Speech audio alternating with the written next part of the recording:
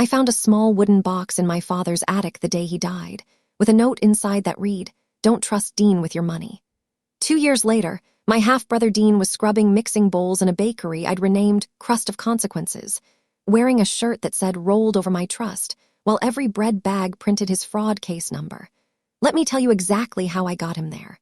My name is Sarah. I was 48 years old, and for the last 12 years, I had worked as an ER nurse at County General. I had saved $90,000 in my nursing pension, every cent earmarked for my father's care, when the dementia started stealing pieces of his mind like a slow tide. I moved back into his house on Maple Street when he could no longer remember how to use the coffee maker, and I learned how to jimmy a deadbolt when he locked himself in the bathroom and I couldn't find the key. That detail about the lock is going to matter later because my father wasn't always a retired architect. Before he designed houses, he ran a locksmith shop on 2nd Avenue, and when I was 8 years old, he sat me down at his workbench and placed a 5-pin Schlage cylinder in my hands. The workbench smelled of machine oil and brass shavings, and a single bare bulb hung overhead on a frayed cord that swung slightly when the furnace kicked on. "Sarah," he said, "a lock is a promise. If you know how to keep it, you also know how to break it. Learn both, and no one can ever trap you." Over the next few summers, he taught me to rake, to single-pin pick, to feel the binding pin through a tension wrench with my eyes closed. By 16, I could defeat any residential lock in under a minute, the satisfying click of the plug turning against the wrench a sound I carried in my bones. I thought it was a quirky hobby, something to impress the neighbor kids when they lost their keys. I never imagined I'd use that skill to dismantle a predator wearing an apron. My half-brother Dean was my father's son from his first marriage, the golden child who could never hold a job, but always had a new business idea that required someone else's seed money. He'd float into Dad's life every few years with a scheme, a smile, and an outstretched hand, and my father, out of guilt or hope, would open his wallet. The summer after my mother's funeral, Dean convinced Dad to invest $15,000 into a gourmet popcorn truck that never left the garage.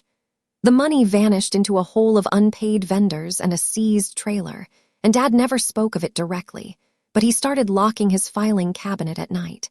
When I became Dad's primary caregiver, he'd sometimes drift into moments of startling clarity and mutter, "Don't let your brother near the bank." I'd nod, thinking it was the dementia shuffling old resentments to the surface. I was wrong. Dad passed on a cold Tuesday in March. A hemorrhagic stroke, the neurologist said, and just like that I was standing in the kitchen with a half-empty cup of tea, listening to the silence of the house settle like dust. Within 6 hours, my half-brother Dean and his wife Leela showed up in a leased pearl-white Mercedes, not to grieve, but to inventory. Leela was his second wife, a former real estate agent with a Botox-smooth forehead and a habit of speaking about money in euphemisms like repositioning assets or optimizing cash flow. They walked through the house like they were scouting a location for a magazine shoot, Leela's heels clicking on the hardwood, Dean already opening the hall closet to check for the will. Her first words to me were, "You must be exhausted. Let us handle everything." And I could hear the performance in her tone, the practiced sympathy of someone who had pitched luxury condos to widowers. I stood there in my scrubs, still wearing the lanyard from the hospital, and I felt the first cold tendril of unease curl around my spine. We buried Dad on Thursday under a gray sky that spat intermittent drizzle. Dean gave a eulogy that was heavy on borrowed anecdotes and light on genuine feeling, describing a father who always believed in my dreams, while never mentioning the nights Dad spent worrying about the next scheme. Leela clutched my elbow as if she were the grieving daughter-in-law, her grip just a little too tight. At the reception, I overheard her whispering to a neighbor about liquidating the estate while the market is soft, and the phrase lodged in my mind like a splinter. When the last casserole dish was returned and the sympathy cards were stacked in a pile, they cornered me in the kitchen with reheated coffee and Dean's most sincere face, the one he used when he was about to ask for something. "Sarah, we're worried about you," he said. "This house is too big, too many memories. You shouldn't be alone. Let us help you sort through things, starting with the attic. There's so much dust up there, you'll need an extra pair of hands." I was hollow and tired, my defenses worn down by sleepless nights and funeral arrangements, so I said yes, and the trap began to close. The attic was a time capsule of dust and memory. The sloped ceiling forced Dean to stoop, and the air was thick with the smell of old fiberglass insulation and mothballs. Blueprint tubes were stacked in a corner like paper bones. Model train sets sprawled across a plywood table. My mother's sewing mannequin stood draped in a faded floral sheet, and a stack of tax returns went back to 1987.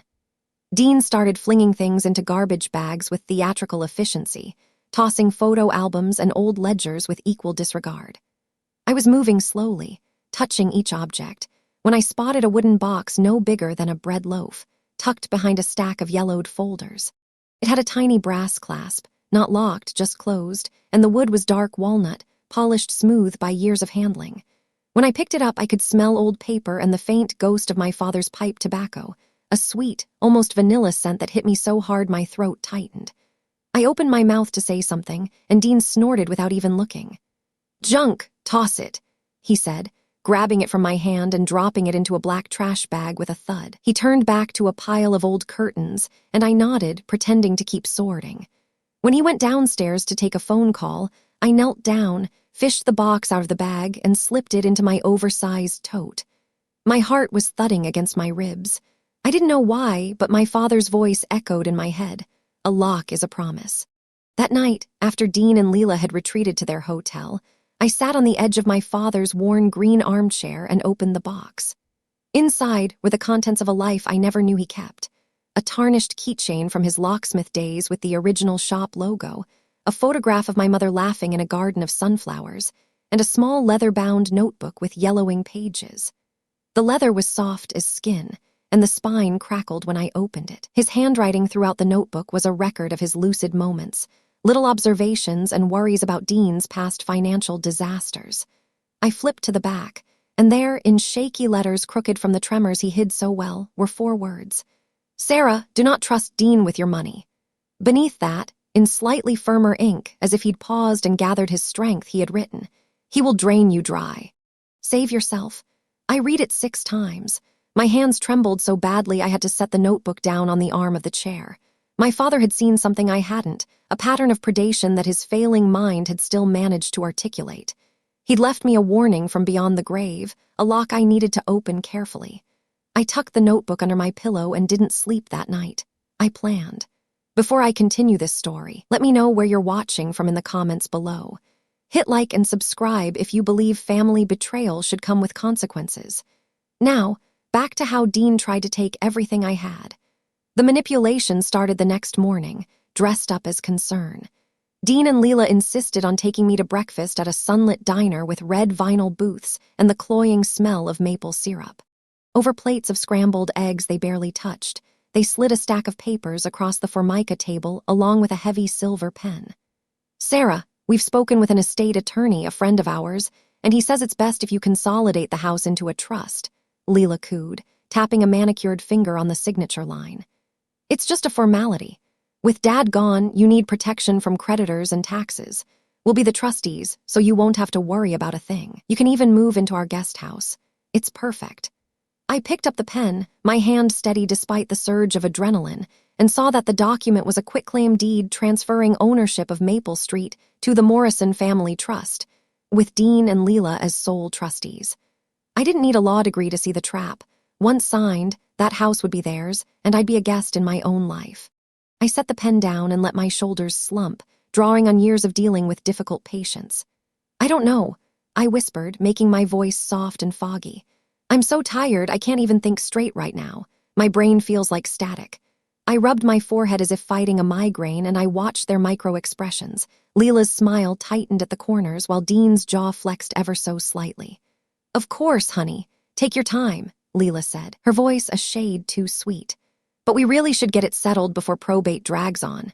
You don't need that stress." Over the following week, they escalated. They brought me glossy brochures for senior living communities, arranged for a friendly appraiser to value the house at 30% below market, and scheduled a meeting with the so-called attorney, a slick man named Gerald whose office was all glass and chrome. Gerald kept glancing at Leela for cues as he explained how the trust would shield me from liability, and I answered every question with a confused tilt of my head. "I just can't make big decisions right now, my head is so foggy," I said, and I asked him to repeat himself 3 times, my voice quavering. I wore a deliberately faded cardigan, my hair unwashed, and I let my eyes drift around the room as if I couldn't focus. Behind Gerald's back, I saw a flash of irritation cross Dean's face, a muscle twitching near his temple. They were growing impatient, and that was exactly what I wanted. When they suggested I move into their guest house so they could take care of me, I agreed without hesitation because I needed to be inside their operation. I packed a single suitcase, leaving the house looking lived in but with all sensitive documents already secured in a safety deposit box. I'd opened the day after the funeral. The guest house was a converted garage behind their massive colonial in a gated community, the kind where Leela hosted brunch for the neighborhood association and posted photos of her sourdough on Instagram. It had a kitchenette with a 2-burner stove, a futon with a lumpy mattress, and a connecting door to the main house that never quite latched properly, an oversight I noted with satisfaction. I played the part of the broken older sister, sweatpants, askew glasses, occasional forgetfulness about what day it was. I even let myself cry in front of Leela once, thanking her for being so kind, and I watched her eyes light up with the satisfaction of a predator who thinks the prey is subdued. What they didn't see was that I was cataloging everything. I bought a small digital voice recorder at an electronics store, the kind that fits inside a hollowed-out book, and I placed it on a high shelf in their kitchen where it could capture conversations near the phone. Within 3 days, I had my first file. Leela took a phone call at 10 o'clock on a Tuesday night, and through the recorder I heard her voice go from honey to vinegar in a heartbeat. "I told you the payment would be there by Friday. Stop calling me. We're restructuring. The old bat is almost in the bag." The old bat, that was me. Another call a week later was Dean pacing in the backyard with his cell phone, his voice tight and clipped. "The whole thing collapses if we don't get that liquid cash. No, she hasn't signed yet, but she's a zombie. She won't last. Just give me 2 more weeks." He was talking about me as liquidity, a resource to be extracted. I filed that under motivation and kept recording, transferring each file to a micro SD card I hid behind a loose baseboard in the guest house. A week later, they brought up the bakery. Dean's small storefront called Dean's Artisan Breads in a strip mall 2 towns over was, according to them, struggling. "Sarah, with your pension, we could merge your savings into a secured business loan and turn it around," Leela said, her voice bright with false enthusiasm. "You'd be a partner, with a share of the profits and a seat on the board. Your father would have loved that." The pension. They wanted to sink my $90,000 into their failing business and call it an investment. I pretended to consider it seriously, even asking detailed questions about the profit margins and the wholesale flour costs, and I saw Leela's eyes narrow slightly as I demonstrated more financial acumen than a foggy woman should possess. I backtracked quickly, rubbing my temple. "I've been thinking about that," I said. "Maybe I could even help around the bakery. I need something to occupy my hands." Leela's expression relaxed, and she squeezed my arm. "That's a lovely idea, Sarah. You can start tomorrow." My first day at the bakery, I walked into a disaster. The commercial mixer, a massive Hobart HL 200 with a spiral dough hook, had stopped turning mid-batch, and a grayish smoke was seeping from the housing. Dean was cursing at it, about to call for an expensive repair service. I asked for a screwdriver. He looked at me like I'd grown a second head, but I unscrewed the service panel and had a look. The magnetic starter had a contactor with a set of points that were blackened and pitted. One of them actually fused open. Classic burnout from a short in the control circuit, something I'd seen a dozen times in portable medical monitors. I traced the wire back to a chafed spot where it had rubbed against the cast iron frame, cut out the damaged section with a pair of side cutters from my nurse's bag, and spliced in a new piece using a butt connector rated for high-current appliances. Then I rummaged through the spare parts bin in the back, found a contactor with the same coil voltage, swapped it in, and tightened the connections to the torque I'd memorized from my father's lessons. I closed the panel, pressed the start button, and the mixer hummed to life, smooth as butter, the spiral hook turning with a satisfying rhythm. Dean stared at me, his mouth slightly open. "Where did you learn that?" he asked, his voice flat. I wiped my hands on a rag. "Dad taught me. Before he was an architect, he ran a locksmith shop. I picked up a few things." Leela's smile tightened to a razor line, and something in her eyes shifted from condescension to wariness. For the first time, they realized I wasn't just a helpless nurse. They saw competence, and it scared them. I made a mental note. They feared capability, so I'd hide more of it until I needed to strike. That night, I took the next step. Their home office was down the hall from the guest house door, and I'd noticed the filing cabinet had a simple wafer lock, the kind you could defeat with a paperclip if you knew the tension, but I wanted to do it cleanly. I waited until 2 a.m., when the house was silent and the only light was the blue glow of a security system keypad in the hallway. I retrieved my father's lockpick set from the cigar box under my futon. It was a small roll of black leather that I'd kept oiled and sharp, with a short hook, a diamond rake, and 3 tension wrenches of varying thicknesses. I slipped into the office, closed the door behind me, and knelt in front of the cabinet. The keyway was dirty, so I used a tiny amount of graphite powder from a tube in my kit to lubricate the wafers. With medium tension and a gentle rake, I felt the wafers slide into place one by one, each giving a tiny click until the plug turned with a soft, final sound. 12 seconds. Dad would have been proud. Inside the top drawer, I found a hanging folder labeled Investment Structures and another labeled S, Family Trust.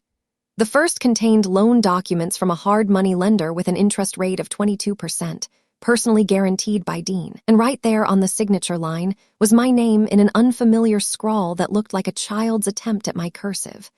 I held the paper up to the dim light from my phone. The ink was slightly raised, as if traced from a signature sample, and a faint grid pattern from a tracing guide was visible under magnification. A forged document, amateur but convincing enough to fool a distracted bank teller. The second folder held a photocopy of my father's will, the page bequeathing the Maple Street house to me highlighted in neon yellow, and the margins were filled with notes in Leela's handwriting, a cramped, hurried script.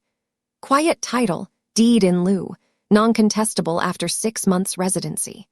They planned to flip my deed using adverse possession loopholes once I'd been in the guest house long enough to qualify. But the most damning file was a business plan for a new bakery in another state, with a location in a town called Willow Creek, under the entity Leela's Hearth and Crust. Stapled to the front was a bright yellow flyer for the upcoming Willow Creek Pie Fest, listing Leela's bakery as a contestant and featuring a photo of her holding a tray of mini tarts. They were already establishing a new identity and a new business, using credit they hadn't yet obtained. My money was supposed to fund it. I photographed every page with my phone, careful to capture the loan numbers, the interest rate, the forged signature, and the highlighted will annotations. Then I carefully replaced the files in their original order and relocked the cabinet. As I turned to leave, my eye caught a small floor safe behind Dean's desk, a cheap digital model with a keypad. The kind that has a backup keyhole hidden behind a plastic faceplate, which a locksmith's daughter knows how to pop off with a flathead screwdriver. I did exactly that, revealing a tubular cam lock underneath. My kit had a tubular pick, a Christmas gift from Dad when I was 20, and I pressed it into the lock, feeling each pin set with a tiny tick as I rotated the tool. The lock gave, and inside I found a stack of cash, maybe $5,000 in banded hundreds, and a second cell phone with a cracked screen. I powered it on, and the messages were to a contact saved as Willow Realtor, discussing a commercial lease and a timeline for when the nurse releases funds. Everything was there, the cash, the messages, the timeline. I photographed it all and put it back exactly as I found it, down to the angle of the cash stack. Back in the guest house, I sat in the dark and stared at the images on my phone, my hands steady now, my heart cold. I had what I needed, but I needed help to make it stick. I made a call from a burner phone I'd bought at a gas station, contacting my credit union where my pension sat in a conservative income fund. I asked to speak with the fraud investigation unit. The woman who called back was Angela Park, a compliance officer with a voice like tapped steel and an accent that placed her from Queens. I told her what I'd found, and she listened silently for a full minute. Then she said, "MS, Kessler, your father was a very careful man. 7 years ago, before his diagnosis advanced, he added a legacy clause to your pension account. Any withdrawal over $10,000 requires an in-person biometric verification, your thumbprint, and a live video statement confirming you are not under duress. It's a dead man's switch that can't be bypassed without your conscious, willing presence. He also flagged your half-brother's social security number on the bank's internal watch list after an incident where Dean attempted to open a joint account in your father's name 3 years ago.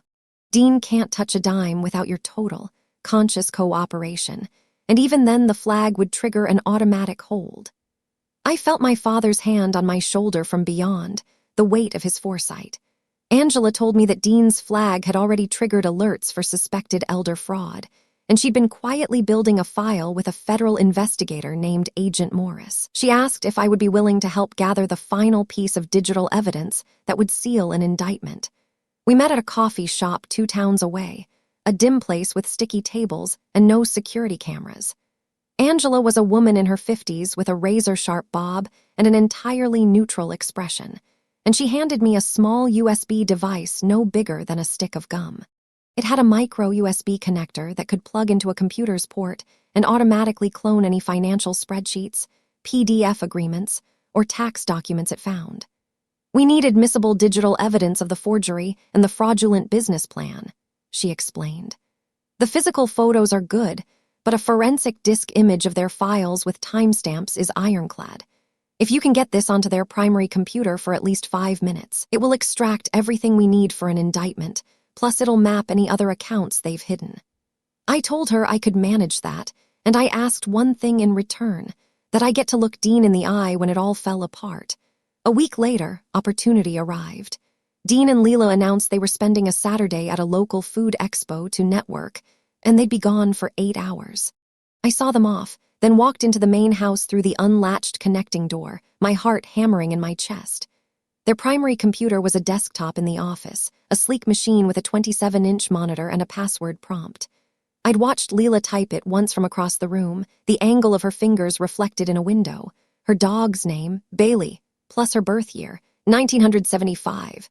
I typed it in and the desktop opened. I plugged in Angela's USB, and a small window appeared briefly as the device mounted a hidden partition and began silently copying targeted files. While it worked, I searched the physical desk drawers and found a leather-bound planner with a marked calendar. The day they planned to pressure me for the final signature, exactly 3 weeks away, was circled in red ink. Right next to it, a sticky note read, "Transfer Sarah's funds to Escrow LLC, then move to Ohio." I photographed the planner and the sticky note with my phone. The USB's LED blinked green after 6 minutes, indicating completion, and I removed it and shut down the computer. I was out of the room in 15 minutes. The data Angela later extracted showed extensive credit fraud, inflated invoices from shell companies, and a detailed timeline for exactly how they would strip my assets and vanish. The trap was armed, but I needed to know if they had any remnant of humanity before I pulled the trigger, so I staged a test. One afternoon, when I knew Dean was due home from the bakery, I prepared a scenario. As a nurse, I knew exactly how to simulate a severe hypoglycemic episode. I fasted for 16 hours, skipped my oral medication, and just before he walked in, I paled myself with a dab of flour, dropped to the kitchen floor with a weak moan, and let my eyes roll back until only the whites showed. I timed my breathing to be shallow and erratic. I heard the front door open. Footsteps. Then Dean's voice, flat and annoyed. "Sarah!" He didn't kneel. He didn't check my pulse, didn't dial 911, didn't even touch my shoulder. He stepped over my body almost casually, his loafer brushing my limp hand, and he went straight to my purse on the counter. I heard him unzip it, shuffle through, and pull out my wallet. "Got it," he muttered, and I realized he was taking my debit card. He walked back past me, and I heard him make a call. "Leela, can you get home?" "She's on the floor, but I found the card. We need to test the PIN." There was a pause, and then he laughed, a short bark that echoed off the tile. "No, she's breathing, probably just her sugar. If she dies, we get the house faster, but I'd rather she just sign first. Less paperwork." He didn't know my phone was recording in my pocket, capturing every word. I lay there, perfectly still, as my half-brother discussed my potential death like a scheduling conflict. After a minute, he walked out of the kitchen, leaving me alone on the cold tile. I waited until I heard his car pull away, then I sat up slowly, my blood sugar screaming, and I played back the recording. Every strand of family loyalty in my heart turned to ash. I drank a glass of orange juice with trembling hands, and I closed my eyes and promised myself I would not stop until he was broken. 2 nights later, they made their final move. I was in the guest house when they knocked, carrying a thick stack of paperwork all dressed up as finalizing the estate plan. Dean's smile was too wide, Leela's perfume suffocating and floral. "Sarah, we just need a few signatures, and then everything's settled. You'll be taken care of for life, I swear," Dean said. The documents included the quitclaim deed, a durable power of attorney giving Dean control over all my financial accounts, and an authorization to liquidate my pension into a joint investment trust they had created under Leela's maiden name. I leafed through them slowly, buying time, noting the names of shell companies and the clause that waived all rights to future litigation. "I need a glass of water first," I said, and I stepped into the small bathroom and locked the door. I pulled out my burner phone and texted Angela. "They're pushing now. I'm stalling. Execute if no word in 2 hours." Then I turned on the bathroom fan, flushed the toilet, and let the water run while I steadied my breathing. When I walked out, I had the most placid expression I could muster. "I'll sign tomorrow," I said, after I talked to my attorney. Dean's face went rigid, the mask slipping. Leela laughed, a brittle sound that cracked around the edges. "Sarah, you don't have an attorney, you have us. We're your family." I looked her dead in the eyes and said, "I have my father's voice in my head, and it's telling me to read the fine print." The house went silent.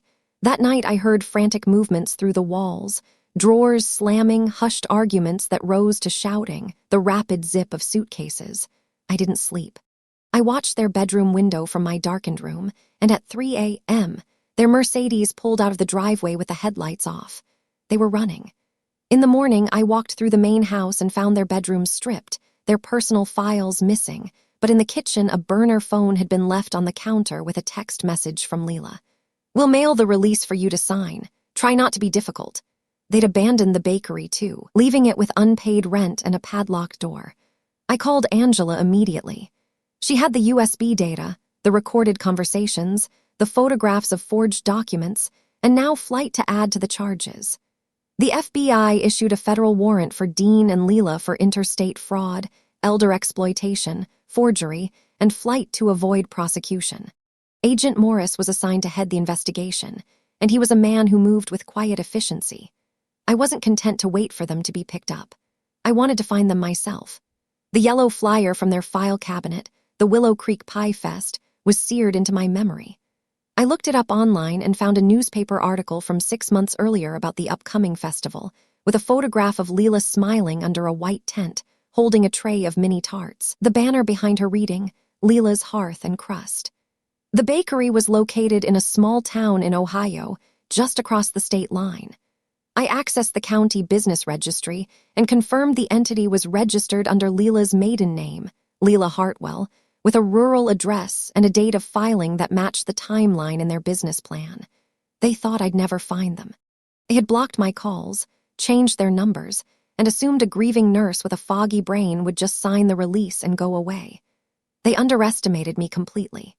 With Angela's coordination, Agent Morris walked me through the process of filing a civil judgment in my home county for the return of my $90,000 plus treble damages, citing fraudulent conversion and deceptive trade practices. We submitted every piece of evidence, from the voice recordings to the forged signature to the USB data logs. The judge, a no-nonsense woman named Judge Halpern, reviewed the mountain of evidence in a special expedited hearing and issued a writ of seizure and execution, allowing me to reclaim assets equal to the debt from any property held by the debtors.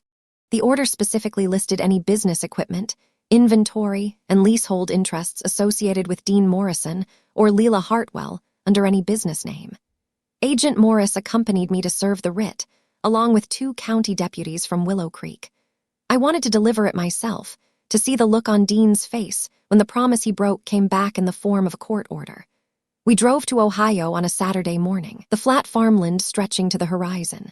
I parked a block from the bakery, a small storefront with a hand-painted sign that read "Hearth and Crust" in curly script, and a display case full of croissants visible through the window. I watched for a few minutes.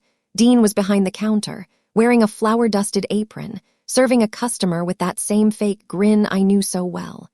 Leela was in the back, stacking boxes. The deputies walked in first, blending in as customers, while I waited until the last patron left with a loaf of brioche. Then I walked through the door, the bell chiming, and Dean's smile collapsed the moment he saw me. The color drained from his face like water down a sink, leaving him gray and old. I held up the writ, crisp and official, the seal of the court prominent, and I said calmly, "This bakery now belongs to me, Dean. Noncompliance means immediate arrest." Leela lunged for the phone on the counter, but the tall deputy stepped forward and placed a hand on her arm. "Ma'am, please step back." Dean started yelling about harassment, about calling his lawyer, his voice rising to a whine. "You can't do this. This is my business." The deputy recited the charges as he placed Dean in handcuffs: fraud over $50,000, elder exploitation, forgery, identity theft, fleeing a financial crime. Leela tried to claim the bakery was solely hers, her voice shrill, but the registration date and the series of money transfers from Dean's fraudulent accounts to the Willow Creek lease proved otherwise. When she was cuffed, she screamed that I was ruining her life, that I was a bitter, jealous sister, and I watched her without a word. The deputies seized the premises, and I stood in the center of that small bakery, the scent of fresh bread filling the air, and I felt something I hadn't felt in over a year: peace. The aftermath was methodical and thorough. Dean's bail was denied because of flight risk, and he spent 9 months in county jail awaiting trial. The forensic accountant hired by the FBI traced every dollar. My original $90,000 had been funneled into the down payment on the commercial lease in Willow Creek, the purchase of the bakery's equipment, the Hobart mixer, the double-stack convection ovens, the proofing cabinets, even the display cases. The court granted my motion for restitution in the form of asset forfeiture. I took possession of the business outright, free and clear, including all accounts receivable, the domain name, and the lease with the landlord, who was surprisingly cooperative once he learned of the fraud. Leela's Hearth and Crust was no more. I renamed it Crust of Consequences. I kept the original staff, a young baker named Rosa whose hands knew dough better than mine ever would, and I made one specific change to the employee roster. As part of his sentencing, Dean was ordered to perform 500 hours of community service, and the judge, after reading my victim impact statement, allowed me to designate the location. I chose the bakery. Dean was required to report there 6 days a week, not to manage, not to bake, not to interact with customers. He scrubbed. He scrubbed heavy-duty Hobart mixing bowls until his knuckles cracked and the skin on his palms blistered. He cleaned the floor drains with a wire brush, scraped burnt sugar off sheet pans with a razor blade, and washed every surface I pointed to, from the walk-in cooler shelves to the ceiling tiles near the ovens. The judge also approved a small piece of judicial creativity I requested. Dean was required to wear a uniform, a bright orange shirt with black lettering that read, "Rolled over my trust," across the back, and a smaller line on the front pocket that said Property of Consequence Bakery. Leela was found guilty of conspiracy and elder abuse and received 18 months in a women's facility, followed by 3 years of supervised probation. Upon her release, she was banned from any business involving fiduciary duty for life, which meant she could never again handle anyone's money but her own. I also made sure the story stayed visible, not out of pettiness but as a warning. Every bread bag, every pastry box, every receipt was printed with a small footer in 10-point font. "This business secured by judgment in Sarah Kessler v. Dean Morrison, Case No. 2023 CF 00452. Customers would notice, ask, and I'd tell them the truth in 2 sentences, never dwelling, just stating facts. The bakery became unexpectedly popular, not just for Rosa's sourdough boules and flaky croissants, but for the narrative of accountability baked into the walls. There's a plaque by the register that reads, "Integrity is the yeast that makes everything rise. Never tolerate a thief at the table." The little wooden box from my father's attic sits on the counter behind the register now, the notebook safely archived, but the box a daily reminder of his foresight. I still work a few nursing shifts a month because I miss the rhythm of the ER, the quick decisions and the steady beep of monitors, but I mostly run the bakery now. The pension is safe, still growing in that conservative fund with Angela's credit union still watching over it. I live in a small apartment above the shop, and every morning I walk down the back stairs and pass Dean on my way to the office, and I don't say a word. He doesn't look up. The only sound is the scratch of his scrub brush and the quiet hum of the mixers, and sometimes I catch a glimpse of the orange shirt and remember that a lock is a promise, and I kept it. Have you ever discovered a dark secret about someone you trusted completely? How did you handle it? Let me know in the comments. And if this story gave you a little piece of satisfaction, please hit like and subscribe and click the bell so you never miss the next story. This is Sarah from Stories from the Truth, reminding you that the quietest person in the room is often the most dangerous. Until next time.